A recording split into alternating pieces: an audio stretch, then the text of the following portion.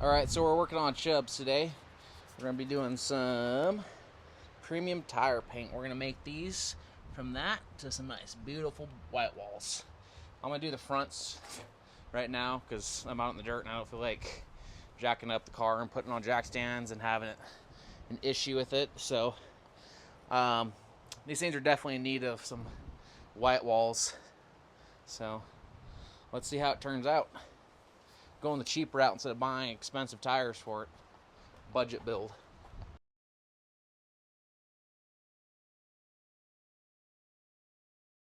So fronts are done. Still need to do the rears, obviously. I definitely like how it turned out. It's not perfect by no means, but I'm painting on tires, tire paint. It's not like this is professional type stuff. This is avoiding spending extreme amount of money on white walls, especially because I'm going to change these wheels and tires after I bag the car. I'm going to put better wheels and tires on it that fit the car better. So I'm going to do the backs next. And then after I get the tires done, I think the next step is to try to find a new fender. I want to try a fender that's paint match this. I would keep the 4-hole. I like the 4-hole better. But this one's rotten. And this one's not. And this one's a 3-hole, which is the correct fender for the car since it is a Super.